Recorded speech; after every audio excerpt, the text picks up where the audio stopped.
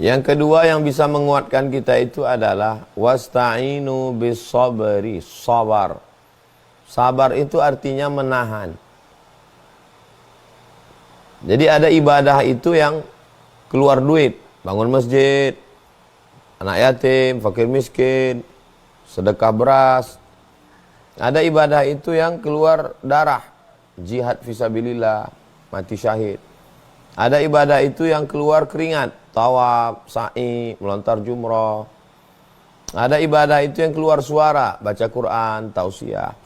Tapi ada ibadah tidak keluar keringat, tidak keluar darah, tidak keluar uang, tidak keluar suara.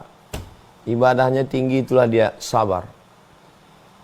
Sabar artinya imsak, menahan, tahan. Pikiran yang mulai pikir macam-macam. Aku kan udah taubat, aku kan udah hijrah, aku kan udah ngaji. Aku udah bolak-balik ngaji dengan hijrah bersama Ustaz Abdul Somad. Aku udah ikut kajian Ustaz Adi Dayat. Aku udah ikut kajian Buya Yahya. Aku udah ikut kajian Gus Baha. Aku udah ikut kajian Habib Muhammad bin Anis. Aku udah ikut kajian Ustaz Luqmanul Hakim. Kenapa begini? Tahan. Balikkan kepada Allah SWT. Tahan pikiran, tahan hati, tahan mulut, dan sampai ngomong-ngomong. Wasta'inu bis sabri. Makanya kita diajarkan dalam puasa itu sebenarnya puasa itu adalah menahan. Dalam puasa itu kita memang betul-betul menahan. Tahan makan, tahan minum, tahan mata, tahan telinga, tahan lidah, tahan tenggorokan, tahan pikiran, tahan hati. Ini proses latihan. Karena kalau kita perturutkan, mata ngelihat, telinga mendengar cerita orang, hati, pikiran, mulut ngomong, komen-komen, na'udzubillah. Ya, jadi poin yang kedua adalah menahan. Imsak. Off. Yang ketiga, wassalah, memperbanyak-banyak sholat. Bangun malam, sholat tahajud. Sholat sunat uduk dulu. Sholat sunat taubat, sholat sunat tahajud, sholat sunat hajat, sholat sunat witir. Karena Allah mengatakan wassalah, sholat. Ambil wudu, sholat. Jadi suatu ketika Abdullah bin Abbas naik unta, tiba-tiba di belakang ada pasukan mengejar. Wahai Abdullah bin Abbas, adikmu meninggal. Langsung dia turun dan dia sholat. Allahu Akbar. Wasta'inu bis sabri wassalah. Sholat. Jadi memang kalau kita terpuruk itu tidak ada jalan lain kecuali berserah diri kepada Allah. Jalannya cuma dua. Fa'alhamaha fujuraha, jahat, lari ke narkoba, mabuk, atau menjadi orang yang dekat diri kepada Allah Subhanahu wa taala. Mabuk, pakai narkoba, pengisap ganja, pil anjing gila, memang insya Allah tenang. Mungkin tenang dalam beberapa saat, dosisnya habis itu kambuh lagi, mabuk lagi. Ngobrol-ngobrol sama kawan pun gila-gila semua. Habis itu mabuk lagi. Datang penyakit liver, datang darah tinggi, naik diabetes, naik. Habislah semua, mati dalam keadaan su'ul khatimah. Mau kemana? Memangnya dengan kematian masalah hidup selesai? Mati tidak menyelesaikan masalah. Kalau mati menyelesaikan masalah, cukuplah dengan harakiri, ambil pedang, tusukkan ke jantung, mati, selesai.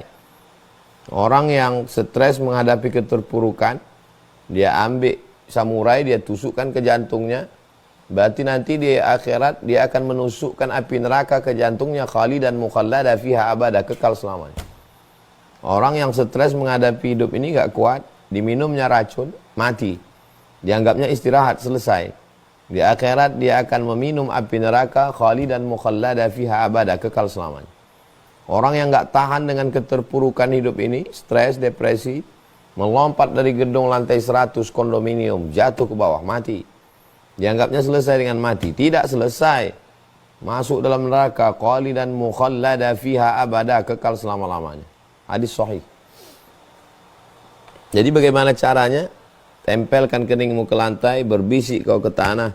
Subhana rabbiyal a'la wa bihamdihi, subhana rabbiyal a'la wa bihamdihi, subhana rabbiyal a'la wa bihamdihi.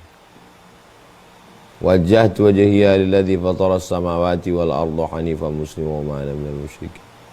Inna salati wa nusuki wa mahyaya wa mamati lillahi rabbil alamin la syarika lahu wa bidzalika umirtu wa ana minal muslimin. Tidak ada jalan lain kecuali memperbanyak solat. Tentu saja solat dengan cabang-cabangnya. Solat itu makna lainnya juga adalah doa. Jadi banyak-banyak berdoa. Solat itu juga di dalamnya ada tasbih, ada zikir. Subhana rabbiyal a'la, subhanallah walhamdulillah wa la ilaha illallah wallahu akbar, Allahu akbar, Allahu akbar, Allahu akbar, Allahu akbar, Allahu akbar. Jadi bukan hanya sekedar solat, tapi juga yang sepaket dengan solat. Ada baca Quran, ada zikir. Wasta'inu bis sabri was salah, minta tolonglah kepada Allah dengan sabar. Lalu kemudian solat. Berbanyak solat sunat, solat duha, solat tahajud, solat awabin, solat isyraq, solat hajat, solat mutlak, solat sunat tasbih. Minta tolong kepada Allah Subhanahu wa taala. Makanya kata Nabi, arihna ya Bilal. Ujian hidup ini sangat berat. Maka buat kami tenang, buat kami istirahat. Arihna ya Bilal, kata Nabi. Maksud Nabi kepada Bilal, arihna, segera iqamat. Allahu akbar, asyhadu an la ilaha illallah.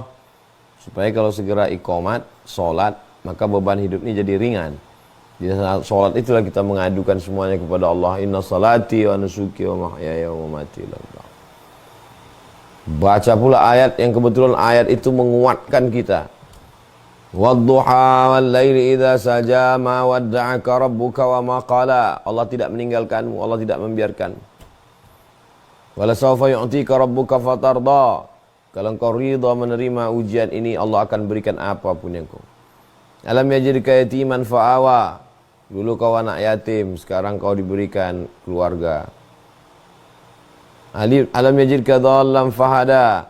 Dulu kau tidak tahu jalan, sekarang Allah sudah beri jalan, kau hijrah.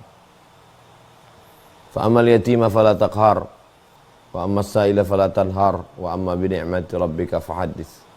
Itu menguatkan kita semua itu. Bacalah Al-Quran seakan-akan Al-Quran itu diturunkan kepadamu. Maka saat membaca Quran itu, pembenci-pembenci, musuh-musuh, haters, inna syani'aka huwal, inna a'tainakal kautsar. Kami sudah berikan kepada engkau nikmat yang besar. Fasalli, salatlah, salat. Fasalli li rabbika, salatlah, minta kepada Allah. Wanhar, berkurbanlah, sedekah. Musuhmu, orang-orang yang mengejekmu, inna syani'aka huwal abtar. Semua yang membenci-bencimu, hatersmu, huwal abtar, dia akan terputus. Itu urusan Allah. Urusanmu beribadah. Urusan tu'izzu man tasya' wa tudhillu man tasya'. Mengangkat, menurunkan, menghancurkan, membinasakan, itu urusan Allah. Enggak usah urus urusan Allah. Urus saja urusan kita. Urusan Allah, musuh-musuh kita biar Allah yang urus. Nah, ini penting memahami seperti ini.